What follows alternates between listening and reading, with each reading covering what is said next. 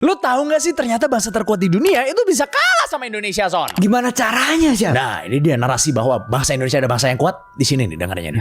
Pertama kali. Jadi bangsa yang gue omongin ini adalah bangsa Mongol. Kalah sama Indonesia sih. Kalah sama Indonesia once upon a time. Tapi kejadiannya itu bukan pas Genghis Khan yang mimpin. Ini tuh kejadiannya ketika Mongolia sudah dipecah menjadi 4 bagian. Yang salah satunya, Son, adalah dinasti Yuan yang pada saat itu dipimpin oleh Kubilai Khan. Jadi waktu itu, Son, Cina tuh berada di bawah kekuasaan bangsa Mongol. Sehingga semua yang dimiliki Cina tuh akhirnya jatuh ke genggaman tangan dari Kubilai Khan, termasuk rute perdagangannya. Dari situ muncullah niat busuk dari Kubilai Khan, di mana dia mulai tergoda untuk menjajah negara-negara yang kaya akan sumber daya alam. Seperti biasa gitu ya, mereka mengirim utusannya dulu buat datang ke negara yang mau dijajah. Jadi utusannya itu disuruh ngancem dan bilang, kamu mau tunduk nggak sama Mongol? Kalau nggak, saya jajah kamu. Beberapa negara yang takut sama Mongol biasanya memilih untuk tunduk, tapi ternyata banyak juga yang melawan, Son. Dan juga mengatakan, dimaki-maki saya diam, dihina-hina saya diam. Tetapi kali ini di Jogja, saya nyatakan saya akan lawan. Saya akan lawan. Enggak ya, bercanda ya.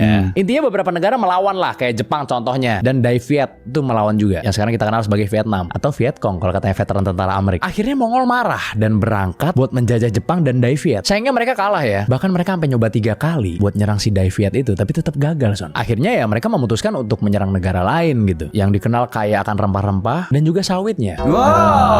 Salah ya, itu sekarang kalau itu. Ya, betul sekali. Yang mereka serang adalah Indonesia. Lebih tepatnya di Pulau Jawa. Baru tahu gue mereka sempat ke Jawa ya. Iya. Kubilai Khan kemudian ngecas, Son, ngelihat seberapa kayanya Jawa pada saat itu. Dia merasa tembok Cina kurang cukup katanya. Saya butuh tembok ratapan. Nah, maka dari itu Kubilai Khan mengirim utusannya lagi untuk mengancam kita. Saking pengennya menguasai Jawa, dia itu ngirim utusan gak cuma sekali, Son. Sampai 4 kali, Son, dia kirim ke Jawa. Tapi ternyata penguasa Jawa di saat itu, yaitu Raja Singosari yang bernama Kartanegara, ini menolak permintaan dinasti Yuan. Bahkan utusan terakhirnya itu, Son, itu sampai dihajar dan dipotong telinganya, Son, karena udah ditolak 4 kali, masih juga nggak denger-denger. Tentunya Kubilai Khan ngamuk mendengar ini. Dia langsung nyiapin pasukan yang berisi 20 ribuan orang yang nantinya akan berangkat naik 1000 kapal untuk menuju ke tanah Jawa dan mengobrak-ngabrik kerajaan Singosari. Gila banget kan? Jadi persiapan perangnya ini itu berjalan selama 3 tahun, Son. Hingga akhirnya armada Kubilai Khan itu siap untuk berangkat. Ketika mereka sampai di sana, ternyata kerajaan Singosari udah runtuh, Son.